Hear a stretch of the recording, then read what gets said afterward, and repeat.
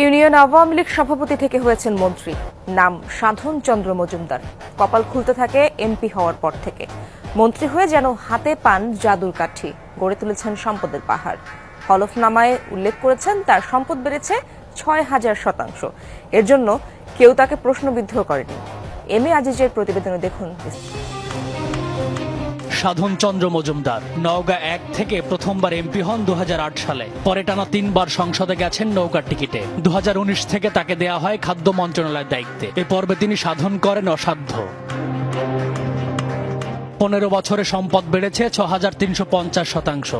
২০০৮ সালে সম্পদ ছিল ১০,৪৩,০০০ টাকা, ২৪-এ দাঁড়ায় ১০,৪৩ লাখে। হলফনামা পর্যালোচনায় দেখা যায় ২০০৮ সাল বাদে বাকি সময়ে কেবল নিজের নামে থাকা সম্পত্তির তথ্য দিয়েছেন সাবেক এই মন্ত্রী।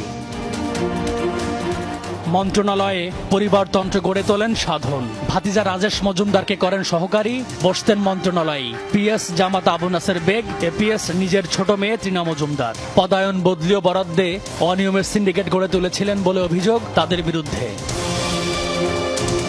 পরিবার ও মন্ত্রণালয় একাকার করে ২০০৮ সালে মাত্র ২.৫ লাখ টাকা থেকে ২০২৪ সালে সাধনের বার্ষিক আয় বেড়ে দাঁড়ায় ৩,৯৪ লাখে। কেবল শেয়ার বাজারে আয় দেখিয়েছেন ৩.৫ কোটি টাকা। অভিযোগ আছে প্রকৃত আয় ও সম্পত্তির অতি সামান্যই উল্লেখ করেছেন হলফনামায়। প্রার্থীরা তাদের তথ্য দিচ্ছে, সেটা সত্য নাকি মিথ্যা সেটা যাচাই হচ্ছে না। কাজে এটা একদম একটা অর্নামেন্টাল আইনি প্রভিশন, এটা কোনো মূল্য নাই। দুর্ভাগ্য হচ্ছে যে এই যে দুটো জিনিস, হলফনামায় দেওয়া তথ্য এবং ট্যাক্স রিটার্নে দেওয়া তথ্য, এটা কম্পেয়ার করার জন্যে কোনো মেকানিজম, কোনো উদ্যোগ এখন পর্যন্ত নেই। ডেফিনেটলি নির্বাচন কমিশন গতবারেরটা এবং 5 বছর পরেরটা মিলিয়ে দেখবে। 15 বছর তো অনেক পরের কথা। যারাই পাওয়ারে আসছে তারা করাপ্ট হচ্ছে এবং তারপরে তাদের অ্যাবসলিউট পাওয়ার হয়ে যাচ্ছে। কারণ তারা তখন মনে করে আমরা তো ধরা ছোঁয়ার বাইরে, আমরা তো একমাত্র যারা আমাদের নমিনেশন দিয়েছে তাদের কাছে রেসপন্সিবল, তাদের কাছে অ্যাকাউন্টেবল। আমরা তো জনগণের কাছে অ্যাকাউন্টেবল না, কারণ জনগণ তো একবার এমপি হয়ে গেলে 5 বছরের মধ্যে তাকে সরাতে পারছে না।